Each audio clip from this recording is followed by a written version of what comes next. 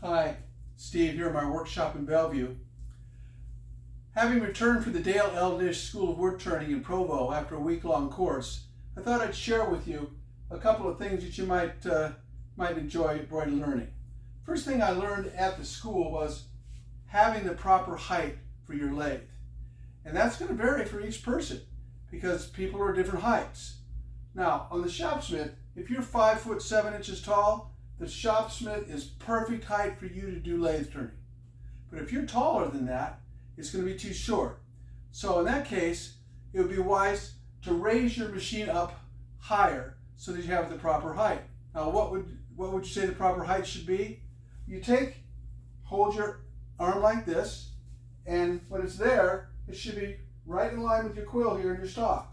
That's the proper height for your lathe in order to do effective and good wood turning and be able to have your tools in the proper position you want to have comfortably working, not having to be hunched over or anything like that when you're doing your wood turning. When you have it the proper height, you can work long periods of time in the lathe and not get tired. And I learned that during that week of schooling. And so what I've done on here, as you can see, I've got some blocks underneath.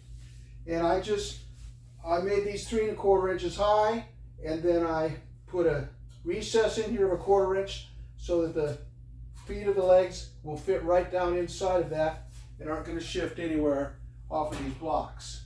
And you'll just adjust that for whatever your height happens to be. So I've seen people do this a number of different ways. I just glued up some MDF and some 2x stock in order to make mine. I've seen other people make boxes out of plywood, but you can do whatever works for you. And so that's all I want to cover on this particular video. I'll be covering more things on the things that I've learned on the wood turning school. And so that's it for this one. Thanks for watching.